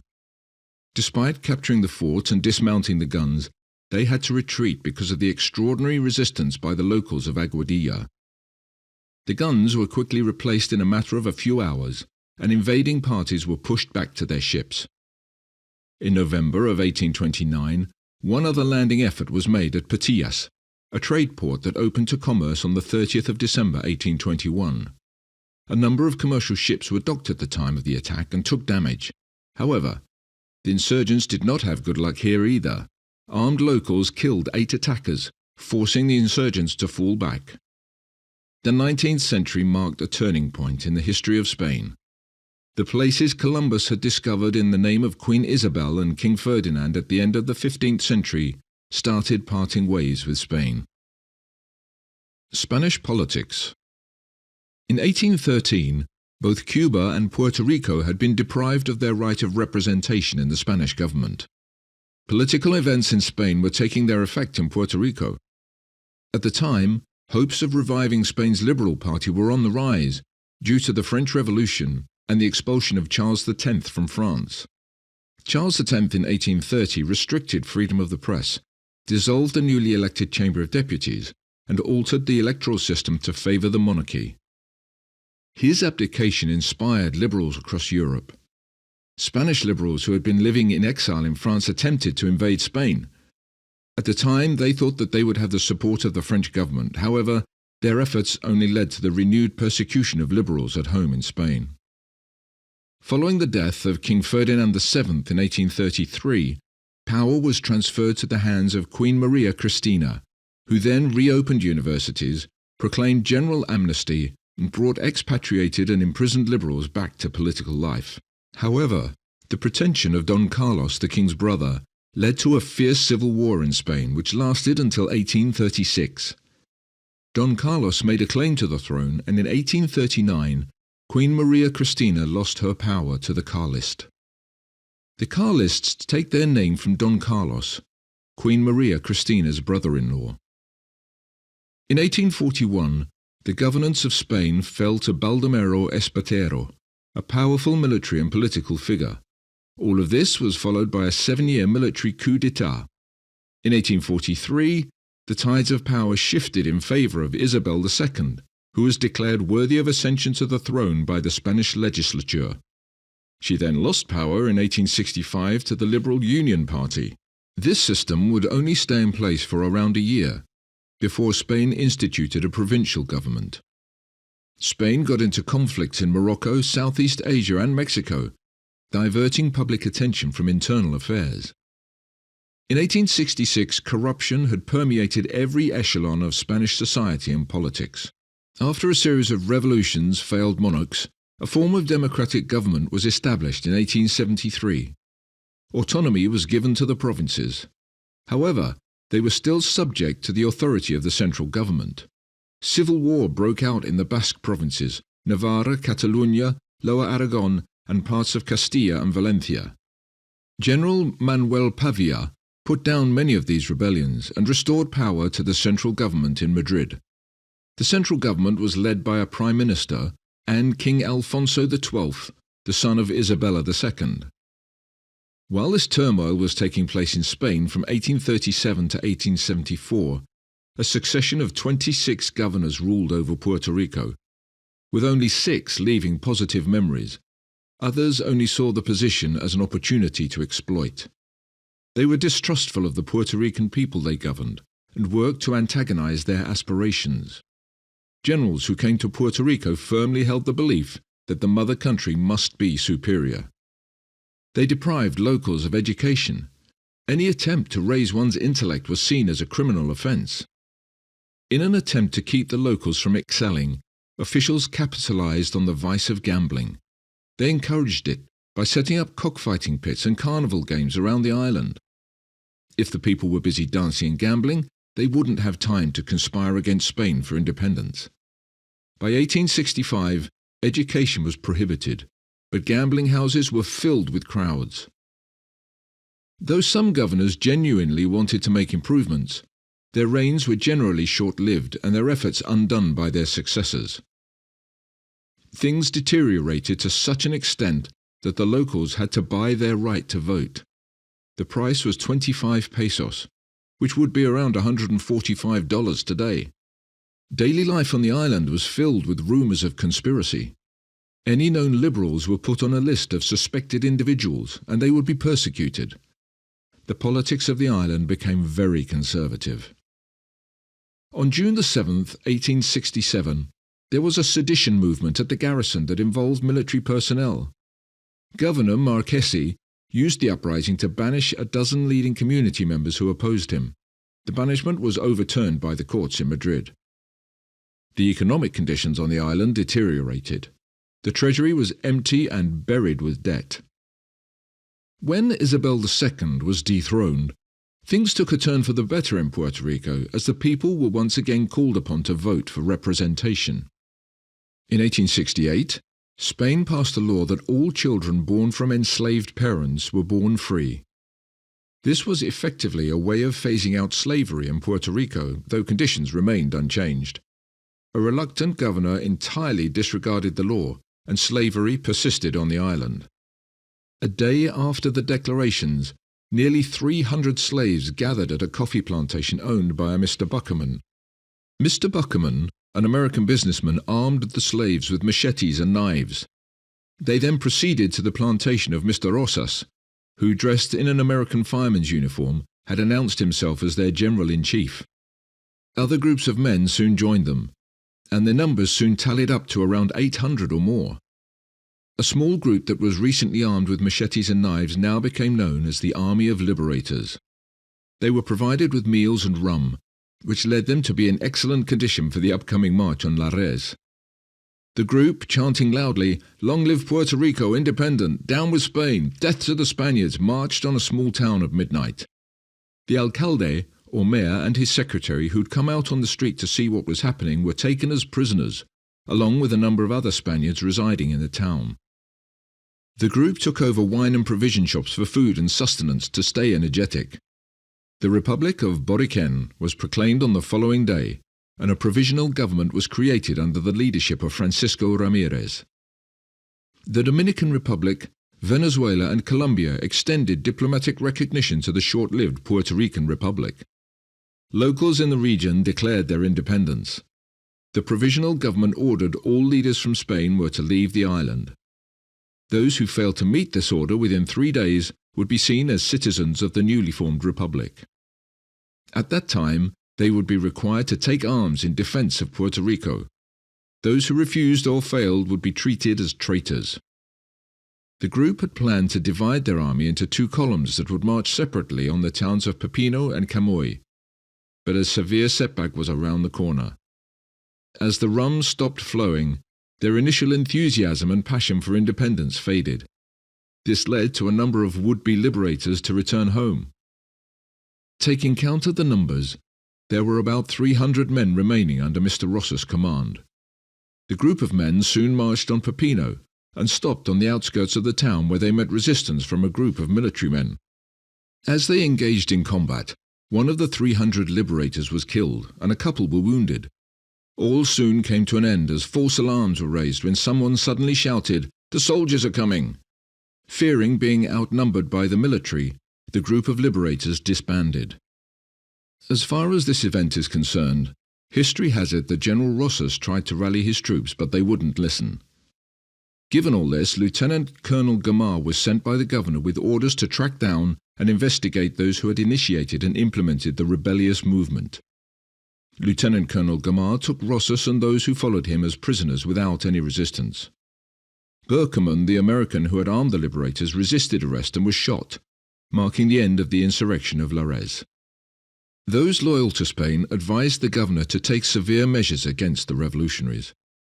However, General Juan Rivera imprisoned the rebels until they could be tried in civil court. 79 of those who were imprisoned lost their lives to disease from the unsanitary conditions of the prisons. 7 of the remaining men were sentenced to death, and 8 were pardoned by the governor and his successor. It's worth mentioning that some members of the government were denounced as leaders of the movement and imprisoned, only later to be found falsely accused. In 1870, General Baldrich was appointed governor. Being a liberal himself, he was not concerned with the separatists that had haunted his predecessors. During this tenure, things for Puerto Rico took a turn for the better. The right to express political opinions became respected. Freedom was given to the press, which allowed each party to advocate their own perspective. 1 year later, in 1871, peaceful elections were held for provincial representatives. A huge majority of this governing body was formed by the liberal reformists. At this time it appeared that all suffering was behind them. As fate would have it, the good times would be short-lived. General Baldrich, one of the few who had genuinely tried to stabilize Puerto Rico, was constrained by the intransigents. The political freedom that Puerto Rico desired came on April 1, 1871, only to end a couple of months later on July 26th. During this time, the governor was accused of being the enemy of Spain. His progressive measures for the island led to his administration being denounced. He even got assaulted in his palace. Things escalated to the point where he declared the capital in a state of siege. General Baldrich wanted to stay in Puerto Rico, but was forced to leave in September, a few months after he had declared the capital to be under siege.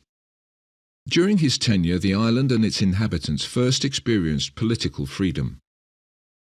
Although he was forced out of power, not all his efforts were in vain. 18 out of the 19 deputies to the Spanish Cortes were liberal reformists. Baldrich's successor, Governor Ramón Gómez Pulido, would inaugurate a reactionary policy. New elections were held during which all the prisons of the island were filled with liberal reformists. Pulido was soon replaced with General Don Simón de la Torre in 1872. His reforms faced severe retaliation, and he too was forced to declare the capital to be under siege. Spain landed Marines on the island to maintain control. These Marines were initially stationed at the Morro, in San Juan and San Cristobal Fort. While standing post, they were instructed to open fire on any antagonists. In 1873 came a proclamation absolving slavery and recognizing all people of Puerto Rico as full citizens of Spain. For a brief moment, Puerto Ricans paraded the streets. But soon after these proclamations, Governor José Laureano Sanz was sent by the Spanish military to govern Puerto Rico for the second time. As his first official act, he suspended all that was granted by the Constitution. This meant the inhabitants of the island were not to be recognized as citizens of Spain. Sanz also abolished the provincially elected representatives and dissolved municipalities in which the liberal reformists held a majority. Then the persecutions began. Any individual, be it a teacher, lawyer or judge who had superior education or aspirations, was punished. The Dawn of Freedom, 1874 to 1898. Constant disorder enveloped the new Spanish Republic from its inception in 1873. Because of the political unrest in Spain, a wave of separatist ideas and movements gathered support in Cuba and Puerto Rico. The 7-year period from 1873 to 1880 proved destructive for the island's economy. Resources sharply declined, businesses failed, and credit diminished. Everyone could clearly see the obstructions to progress. There were many restrictions on trade with nearby nations, and large taxes were collected on all products imported from Spain. Apart from export duties, there was a large duty levied on imports of flour and other commodities from the United States. The governing administrators lived extravagantly, so that more resources were directed towards maintaining the authorities than supporting the island's needs. In an effort by Spain to maintain governance of Puerto Rico, the reform laws of March 15, 1895 were introduced to improve the financial conditions of Cuba and Puerto Rico. But this effort proved futile, as even the pseudo-autonomy of their governments could not stop the separatist desire for independence. The laws of March 15, 1895 were not implemented in either Cuba or Puerto Rico. This is because the Cuban War of Independence began 1 month earlier in February of 1895. The new Spanish laws were not implemented in Puerto Rico because Puerto Rico wanted to see the outcome of Cuba's war for independence. Puerto Rico was given autonomy through a royal decree on November the 25th, 1897. However, just a few months later, Manuel Macias, the Governor-General of Puerto Rico, declared a state of war on the island, therefore suspending all the constitutional rights of the people. The island was given the right to self-government by Spain a few months later. However, it was too late. The Puerto Ricans, seeing the Americans as liberators, welcomed American troops when they landed on the island in October the 18th, 1898. Early agriculture. Weather conditions were unfavorable for the colonists, who had to switch to agriculture after gold production slowed in the late 1530s. The hurricanes of 1530 and 1537 destroyed many early farms. Puerto Rico's soil was ideal for sugarcane. Santo Domingo, the modern Dominican Republic, taxed their sugar industry heavily, which proved favorable for Puerto Rico. The years between 1546 and 1549 saw 6 new sugar mills on the island. The sugar industry was not dealt an easy hand. Restrictive legislation and other agricultural industries on the island kept the sugarcane industry from growing. A special law in 1614 initiated the cultivation of tobacco in Puerto Rico. However, its sale to foreigners was prohibited. Cacao, the tree that produces cocoa, did not flourish because of strong winds. Coffee was the most valuable crop on the island. According to the statistics given by Friar Abad in 1776, the animal industry had become one of the major drivers of the economy. Abad was critical of farmers because of their short-sighted practices, such as not using manure to fertilize, nor ploughing their fields. The lands on the northern and eastern coasts are some of the best for cattle grazing in the entire Caribbean. There are different species of grass present on the island suitable to feed cows. Between 1865 and 1872, Puerto Rico saw the height of prosperity under Spanish rule. Low taxes, high-quality sugar production, and the absence of export duties ushered in this era of prosperity. Although sugar prices were decreasing around the world due to the new beetroot sugar, Puerto Rico's muscovado, or partially refined sugar, felt no effect. The Civil War in the United States and the removal of import duties in England created hungry new markets and sustained high prices. The Inquisition. Alonso Manso was the first bishop of Puerto Rico, arriving in 1511. Though he had the powers of provincial inquisitor, not much is known about the Inquisition that took place on the island. The inquisitor was himself the legislative authority.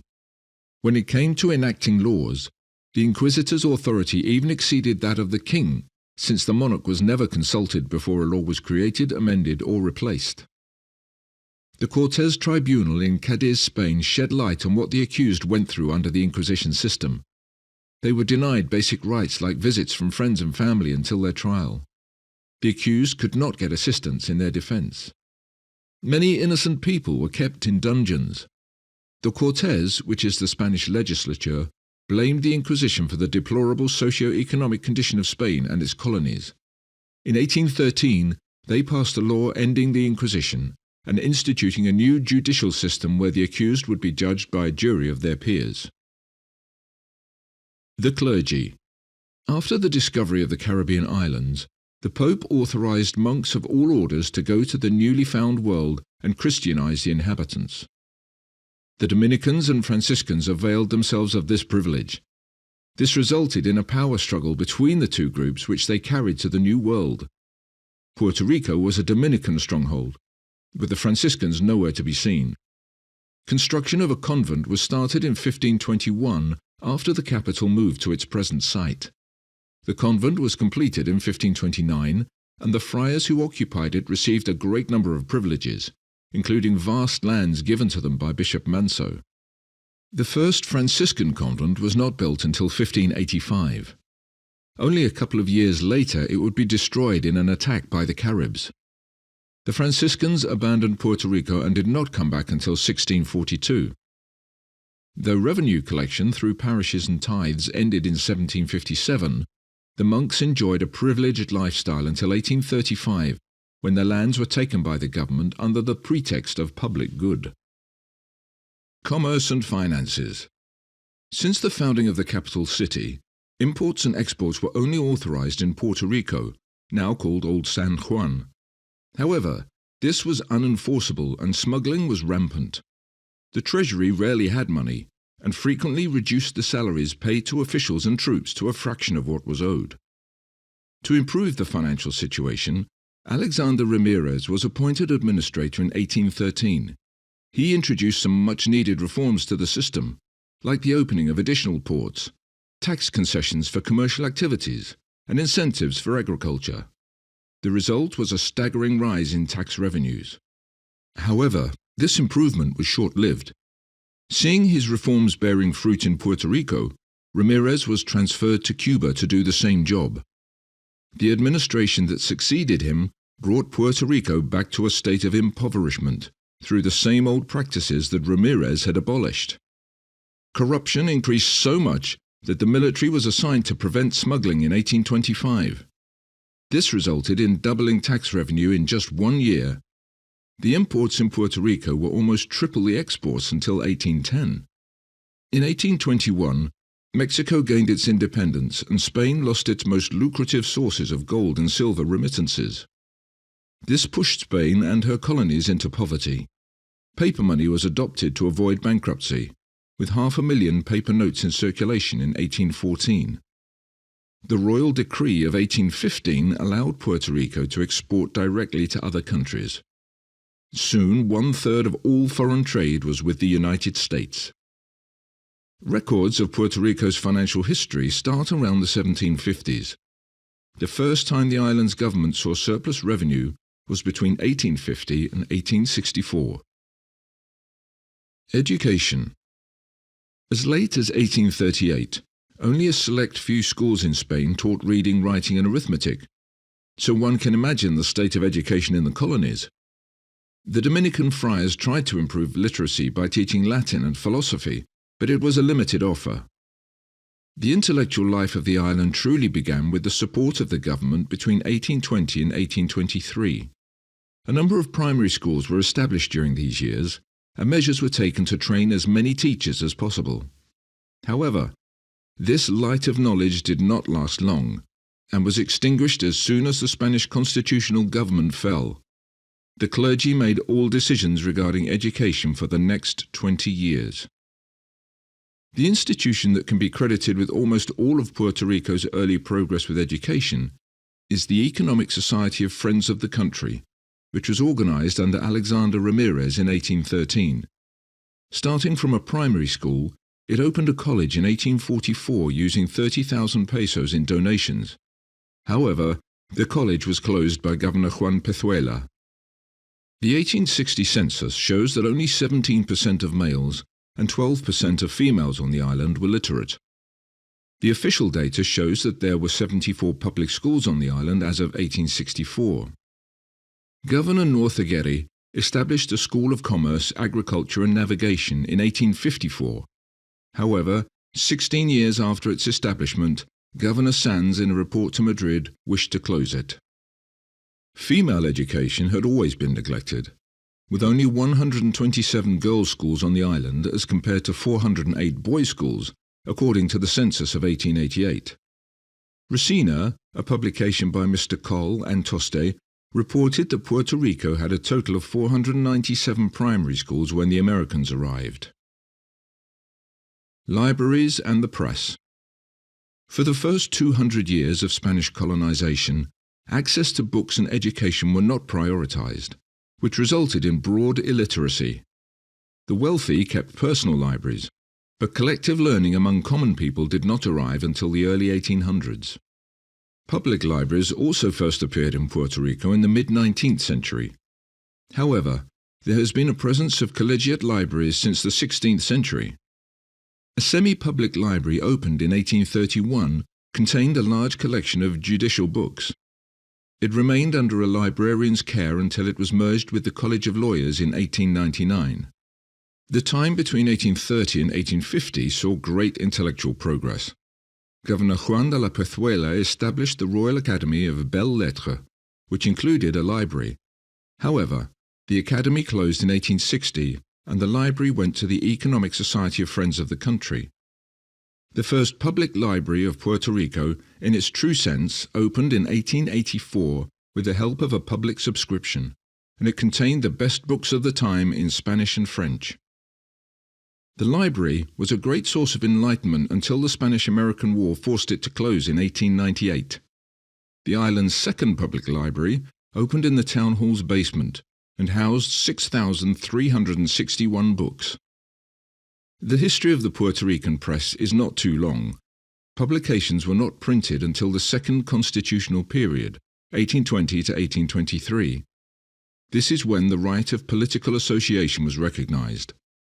A law passed in 1865 to attack freedom of the press virtually eliminated the possibility of publishing or printing anything. The restrictions were relaxed after a decade, and a number of new publications began. Increase of population. All of the population estimates for Puerto Rico's early history are mythical. It was impossible to estimate the population of a remote island such as Puerto Rico at a time when census surveys were not accurate, even in Europe. One reason official census numbers show fewer inhabitants is because slave owners would show fewer slaves to pay less taxes. Alexander O'Reilly, the Royal Commissioner to the Caribbean Islands, gave the first account of Puerto Rico's population in 1765. The total population of 24 towns and settlements was found to be 44,883, with more than 5,000 slaves and the remaining termed free people. Friar Abad, considered the first historian of Puerto Rico in 1776, calculated the number of people living in 30 districts and gave the number of 80,246 as their total population. 3 consensuses took place between 1782 and 1802. During these years, the population of the island rose to 220,892 from the 163,192 recorded in 1782. The 1834 census, covering an area of 330 square miles, showed 358,836 inhabitants. The 1845 consensus gave a number of 443,139 people. The following censuses showed a progressive rise in the population, with an almost 4% annual increase according to Colonel Dawson Flinter, an ex-British Army officer. A misconception is that Puerto Rico's population increased because of immigration. For example, in 1830 only 2,833 foreigners lived on the island. The inflow of immigrants from the Dominican Republic and Venezuela as a result of civil wars in these colonies added only 7,000 people to the total population of Puerto Rico. People were not eager to move to Puerto Rico because of its poor economy. Eventually, foreigners were attracted to the island's agricultural potential, climate. Lenient regulations on industry also attracted foreign investment and increased the population. At the time of the Treaty of Paris in 1898, when Puerto Rico became a protectorate of the United States, the population was 570,187. Hurricanes 1492 to 1899. Hurricanes, called huracán by the native Taino, can cover an area of 100 to 500 miles in diameter. A total of 355 hurricanes wreaked havoc on the Antilles between 1492 and 1899, and the Weather Bureau's record tells us about the most destructive of these. The Great Hurricane of 1780 was the most terrible of all. It started in Barbados and ended in Bermuda, but not before killing tens of thousands of people, engulfing hundreds of ships, and destroying innumerable houses. Such was the intensity of the hurricane that 6,000 people died in St. Lucia alone. Friar Abad says that the natives could see the hurricanes approaching in advance, through various signs of nature like changes in the wind direction. Later, the settlers also learned these techniques. The record shows most of these hurricanes happened between the months of July and October. Although the records do not tell much about these, the hurricanes of Santa Ana in 1825, Los Angeles in 1837, San Narciso in 1867, and San Ciriaco in 1899 were the most destructive. A letter to King Ferdinand in 1515 gives the first account of a hurricane in Puerto Rico. A letter by Juan de Vadillo dated October 8, 1526, also tells about a hurricane in San Juan a few days before the letter was sent. From different writings, including the reports and letters to the kings, it is found that 5 hurricanes in Puerto Rico occurred in the 16th century, 2 in the 17th century, 4 in the 18th century, and 10 in the 19th century, with the last hurricane of the century occurring on August 8, 1899, in San Ciriaco. This last hurricane of the 19th century killed more than 3,000 people, prompting a swift response from the US government to assist the hunger-stricken population of the island. Hurricanes are looming over the inhabitants of the Caribbean islands. However, the land in this part of the world is so fertile that regardless of the scale of destruction, not a single trace of damage to nature is found on these islands if debris is removed. Geography of Puerto Rico. Almost equidistant from New York, Havana, Panama and Key West, Puerto Rico is a 104-mile-long island and 34 miles wide on average, with an area of 2,970 square miles. It is situated on the eastern side of the Antilles, which includes Jamaica, Cuba and Haiti. Although both its population and size do not come close to the aforementioned islands, it is a highly fertile piece of land. Commercially, Puerto Rico is placed in the perfect location. It is positioned windward from Santo Domingo, Jamaica and Cuba, whereas it is adjacent to the windward islands of St. Thomas, Santa Cruz and St. John. Size-wise, Puerto Rico comes in 4th place among the Greater Antilles. The island is a piece of heaven on earth, and the scenery it offers visitors is a sight to behold. The tropical vegetation, the mountains, and every single one of its physical features are extremely beautiful. The mountains run from east to west and appear as 2 different but parallel mountain ranges at first glance. However, a closer look indicates that all mountains are a part of a single chain. The mountains of Puerto Rico are higher than those present in the other Antilles. The largest peak is Luguillo, which is 4,390 feet high. This particular mountain is situated in the northeast of Puerto Rico. The soil in the mountains offers a great surface for cultivation. The northern and southern sides of these mountainous ridges contain highly fertile valleys. Contrarily, the southern coast often faces droughts, but a high water table means their fertility is not affected. These droughts are a common phenomenon in the northern and southern coasts of all the Caribbean islands. There aren't many islands that have water present in as much abundance as in Puerto Rico. It has 17 rivers that originate from the mountains and end in the sea after crossing the valleys in the northern coast.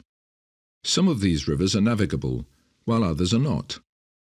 The deepest rivers of the island include Manati, Loíza, Trabajo and Arecibo. The Rio Piedras and Bayamon rivers, which flow into San Juan's harbour, are navigable by boat. The northeastern and southeastern parts of the island have 9 rivers that fall into the sea at different points between these 2 extremities, whereas 16 rivers end up in the sea on the southern coast. The west coast sees 3 rivers enter the sea. Northern rivers have a good amount of fish to offer. The transportation infrastructure of Puerto Rico, built during the Spanish colonial era, is well planned. Each town was responsible for its own roads, and there was a good number of well-built roads and bridges when Puerto Rico was handed over to the United States. Contrary to the other Caribbean islands, it does not have dangerous snakes and reptiles. Quadrupeds are also not as abundant in Puerto Rico as in most of the tropical islands. Although rabbits and monkeys are absent, rats and mongooses are in abundance and frequently damage crops. Ants are also present in large numbers. Conclusion. The 400 years spanning 1493 to 1899 represent a complex interweaving of Puerto Rico's indigenous roots, Spanish colonial dominion, and the perpetual quest for self-rule. This epoch culminated in the Spanish-American War, ushering in a new age of governance and identity still resonating today. While aiming for an impartial historical recounting, we invite further scholarly discourse to contextualize and enrich the understanding of Puerto Rico's multi-layered past. If there are any additional stories, facts or clarifications you believe should be incorporated into this video, Please share them in the comments section, and we'll ensure they are included in a future update. Thank you for tuning in. If you're eager for more enriching historical documentaries, kindly show your support by liking this video and subscribing to our channel. We're dedicated to unveiling countless untold tales from history, and your engagement fuels our passion to bring them to light.